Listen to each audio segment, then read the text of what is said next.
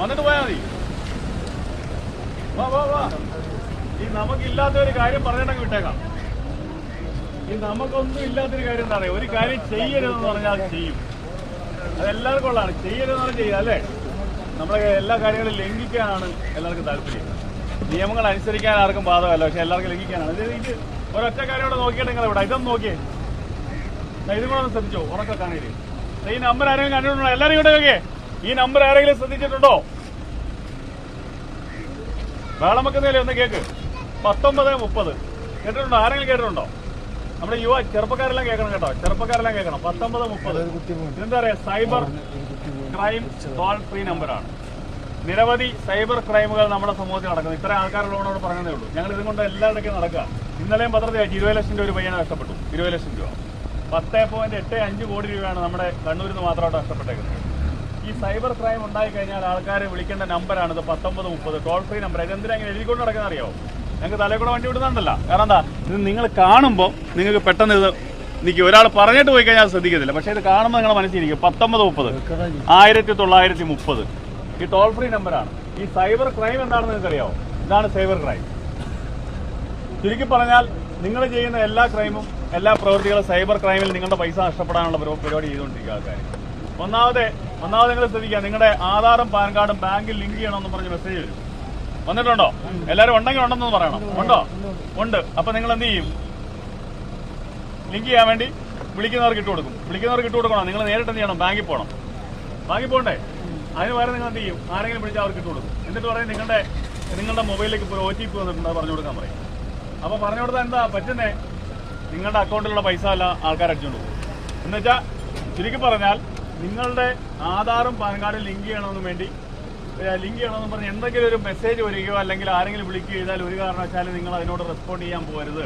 അങ്ങനെ ഉണ്ടെങ്കിൽ നിങ്ങൾ നേരിട്ട് എന്ത് ചെയ്യണം? ബാങ്കിൽ പോകണം. രണ്ടാമത്തെ ഒരു സംഭവമാണ് ഈ സിം. ചെറുപ്പക്കാർക്കെല്ലാം അറിയാം, നിങ്ങളുടെ എല്ലാ സിം ഈ സിം ആക്കി തരാമെന്ന് പറഞ്ഞ് വിളിക്കുന്നുണ്ട് അല്ലേ? വിളിക്കുന്നുണ്ട് ആരെങ്കിലും? ഉണ്ട്, വിളിക്കുന്നുണ്ട്.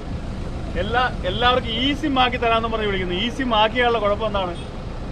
നല്ല ക്ലാരിറ്റി കിട്ടുമെന്ന് പറഞ്ഞ ആൾക്കാർ വിളിക്കുന്നത്. അപ്പൊ എന്ത് ചെയ്യണം? ഈ സിം ആക്കണമെങ്കിൽ നിങ്ങളുടെ മൊബൈലിലേക്ക് ഇപ്പോൾ ഒരു OTP വരും. ആ OTP വന്ന് പറഞ്ഞു കൊടുക്കണം. അപ്പൊ പറഞ്ഞു കൊടുത്താലോ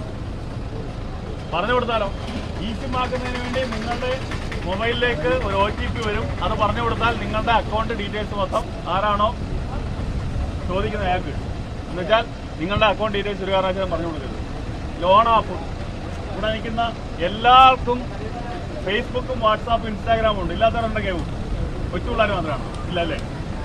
ഈ വാട്സാപ്പ് ഫേസ്ബുക്കും പിന്നെ ഇൻസ്റ്റാഗ്രാമിനും നിങ്ങൾക്ക് ധാരാളം ലോൺ തരാമെന്നും പറഞ്ഞ് മെസ്സേജ് വരുന്നുണ്ടോ? കണ്ട ആരെങ്കിലും ഉണ്ടോ? ഉണ്ടല്ലോ. ആരെങ്കിലും അതിനകത്ത് ക്ലിക്ക് ചെയ്തിട്ടുണ്ടോ? ലിങ്കിൽ ക്ലിക്ക് ചെയ്താൽ വരുന്നത് എന്താണ്? അതിനകത്തൊരു KYC ഫില്ല് ചെയ്യാൻ പറയും. നിങ്ങളുടെ ആധാർ കാർഡ്, പാൻ കാർഡ്, നിങ്ങളുടെ ഫോട്ടോ, നിങ്ങളുടെ അക്കൗണ്ട് നമ്പർ ഇട്ട് കൊടുക്കാൻ പറയും. അതെല്ലാം നിങ്ങൾ ഫില്ല് ചെയ്യും. അടുത്തൊരു സുഹൃത്തിന്റെ ഫോൺ നമ്പർ കൊടുക്കാൻ പറയും. നിങ്ങൾക്ക് 16,500 രൂപ 50,000 ആവശ്യത്തിനുള്ളത് അവർ 6,000 രൂപ അവരുടെ പിന്നെ പ്രിലിമിനറി ചെലവെടുത്തതിന് ശേഷം ഇട്ട് തരും. അടുത്ത കൃത്യം 6-ാം ദിവസമാകുമ്പോൾ പൈസ ഇട്ട് കൊടുക്കാൻ പറയും. ഇട്ടുകൊടുത്തില്ലെങ്കിൽ ചെയ്യുന്ന എന്താണ്? നിങ്ങളുടെ ആ തലയുണ്ടല്ലോ ഫോട്ടോയിലെ, ആ തല വേറെ നഗ്നമായ ബോഡിയായിട്ട് ഫിറ്റ് ചെയ്തിട്ട് ഫേസ്ബുക്കിലൂടെ പ്രചരിപ്പിക്കും. അങ്ങനെയാണ് തിരുവനന്തപുരത്ത് ഒരു കുടുംബത്തിലെ 5 പേര് ആത്മഹത്യ ചെയ്തു. പത്രത്തിൽ വായിച്ചായിരുന്നോ? വായിച്ചു. അപ്പൊ അത് ഒരു എന്താണ്? തട്ടിപ്പാണ്. അപ്പൊ ലോൺ ആപ്പ് ഒരു കാരണവശാലും നിങ്ങൾ ഇൻസ്റ്റാൾ ചെയ്യരുത്, അതിനകത്ത് കയറി ഞെക്കരുത്. ഇൻവെസ്റ്റ്മെന്റ് ഫ്രോഡ് ചെറുപ്പക്കാർക്കെല്ലാം അറിയാം. ട്രേഡിംഗ് അല്ലേ? ട്രേഡിംഗ് നേരത്തെയൊക്കെ ആടും മാഞ്ചിയവും പിന്നെ തേക്കും ഒക്കെ ആയിരുന്നെങ്കിൽ ഇപ്പൊ എന്താണ്? മണി ചെയിൻ തട്ടിപ്പും, സ്വർണ്ണ ബോണ്ട് തട്ടിപ്പും, ഹൈറിച്ച് തട്ടിപ്പും, അതുപോലെ തന്നെ എന്താണ് നമ്മുടെ ഈ ട്രേഡിംഗ്, നമ്മുടെ ബിറ്റ്കോയിൻ തട്ടിപ്പ് പോലെ ഉള്ള തട്ടിപ്പുകളാണ്. ഇതിനകത്തൊക്കെ കയറി അതെല്ലാം ആൾക്കാരെങ്ങനെയാണ് നമ്മളെ മുതലെടുക്കുന്നത്? നമ്മളെല്ലാം ഗ്രീഡി പീപ്പിളാണ് അല്ലേ? ആർത്തിയുള്ള ആൾക്കാരാണ്. ഒന്നിട്ട് കഴിഞ്ഞാൽ 2 കിട്ടുമെന്ന് പറഞ്ഞാൽ അപ്പം ചാടി വിടും. വീഴത്തില്ലേ? എല്ലാവരും അങ്ങനെയാണ്. ഒരു കാരണവശാലും ചാടി വീഴരുത്. ഇൻവെസ്റ്റ്മെന്റ് തട്ടിപ്പെന്ന് പറഞ്ഞ് ധാരാളം ആൾക്കാർ വരുന്നുണ്ട്. അടുത്താണ് പാൻ കാർഡ്. നമ്മുടെ പാൻ കാർഡ് ഇഷ്യൂ ഉണ്ടെന്ന് പറഞ്ഞ ആൾക്കാർ വിളിച്ചു കഴിഞ്ഞാൽ ഒരു കാരണവശാലും ചെയ്യരുത്. കാരണം എന്താ? ആധാറും പാൻ കാർഡും നിങ്ങളുടെ ഉണ്ടെങ്കിൽ എനിക്ക് എന്തൊക്കെ അറിയാൻ പറ്റും? നിങ്ങളുടെ എവിടെയൊക്കെ അക്കൗണ്ട് ഉണ്ട്, ഏതൊക്കെ ബാങ്കിൽ അക്കൗണ്ട് ഉണ്ട്, എവിടെയൊക്കെ സ്വത്തുണ്ടെന്നുള്ള കാര്യം അറിയാൻ പറ്റും. ഒരു കാരണവശാലും കൊടുക്കും. അടുത്താണ് ഐഡന്റിറ്റി. നമ്മുടെ ഐഡന്റിറ്റി എന്തോ? ഈ പറഞ്ഞ കാര്യങ്ങളൊക്കെയാണ്. ആധാറും പാൻ കാർഡും ലൈസൻസും പാസ്പോർട്ടും എല്ലാം നമ്മുടെ ഐഡന്റിറ്റിയാണ്. നമ്മുടെ ഐഡന്റിറ്റി വേറെ കാഴ്ചവെക്കാൻ നമ്മൾ പറ്റുമോ? നിങ്ങളുടെ നഗ്ന ഫോട്ടോ ആക്കി ഇട്ട് കൊടുക്കാൻ പറഞ്ഞാൽ നിങ്ങൾ ഇട്ട് കൊടുക്കും. ഇട്ട് കൊടുക്കുന്നവരുമാരും വണ്ടിമാരാന്ന് പറയുന്നത് ശരിയല്ലേ? പെമ്പിള്ളാരെല്ലാം ഇപ്പോൾ സംഭവിക്കുന്നതാണ്. ഇട്ട് കൊടുക്കാൻ പറഞ്ഞാൽ ഇട്ട് കൊടുക്കും. അത് ആൾക്കാർ യൂസ് ചെയ്യും. ഒരു കാരണവശാലും നമ്മുടെ കുഞ്ഞുങ്ങൾ മക്കളായാലും പറഞ്ഞു കൊടുക്കേണ്ട കാര്യമാണ്. പിന്നെ ഇമെയിലിലൂടെ നമ്മുടെ ഡേറ്റ കളക്ട് ചെയ്യാൻ പറയും. ഇമെയിലിലൂടെ നമുക്ക് എന്തെങ്കിലും മെസ്സേജ് വന്നാൽ നമ്മുടെ കമ്പ്യൂട്ടറിലോ ലാപ്ടോപ്പിലുള്ള എല്ലാ ഡേറ്റയും അവർക്ക് അടിച്ചു മാറ്റാൻ പറ്റും. മാൽവെയർ ഇന്റൻഷനോടുകൂടിയാണ് മാൽവെയർ ഇൻസ്റ്റാൾ ചെയ്യുന്നത്. പിന്നെ ഫിഷിംഗ്, അത് കമ്പ്യൂട്ടർ ഉപയോഗിക്കുന്നറിയാം. ഫിഷിംഗ് ലാപ്ടോപ്പും കമ്പ്യൂട്ടറോ മെസ്സേജുകളിലൂടെയോ കമ്മ്യൂണിക്കേഷനിലൂടെയോ നമ്മുടെ കംപ്ലീറ്റ് ബയോഡാറ്റ അടിച്ചുകൊണ്ട് പോകുന്നതാണ് ഫിഷിംഗ് എന്ന് പറയുന്നത്. ലോട്ടറി സ്കാം, നിങ്ങൾക്ക് 5 ലക്ഷം രൂപ ലോട്ടറി അടിച്ചിട്ടുണ്ട്, അല്ലെ നിങ്ങൾക്കൊരു കാർ സമ്മാനമായിട്ട് അടിച്ചിട്ടുണ്ട്, വന്നിട്ടുണ്ട്. അപ്പൊ അവരെ ഇനിഷ്യൽ പേയ്മെന്റ് ആയിട്ട് 5000 രൂപ ഇട്ട് കൊടുക്കാൻ പറയും. ഇട്ട് കൊടുത്താൽ എന്താണ്, ഉജ്ജ്വലമായി പോകും അല്ലേ, നമ്മുടെ പൈസ പോകും. അതോടൊപ്പം തന്നെയാണ് എന്താണ്, നിങ്ങൾക്ക് ഞാൻ 5000 രൂപ ഓൺലൈൻ റമ്മി കളിക്കാൻ വേണ്ടി ഇട്ടിട്ടുണ്ട്, എനിക്ക് തലകൂടെ വണ്ടി വിടുന്നത്, നിങ്ങൾക്ക് റമ്മി കളിക്കാൻ പൈസ ഇട്ട് തന്നെ അല്ലെങ്കിൽ കയറാൻ പറയും. എന്ന് വെച്ചാൽ അർത്ഥം എന്താ, അതിനകത്തൂടെ നിങ്ങളുടെ തട്ടിപ്പാടം. അടുത്താണ് എംപ്ലോയ്മെന്റ് ഓപ്പർച്യൂണിറ്റി. മംഗലാപുരത്ത് ഒരു വലിയ കമ്പനിയിലേക്ക് 1000 പേരുടെ വേക്കൻസി ഉണ്ട്.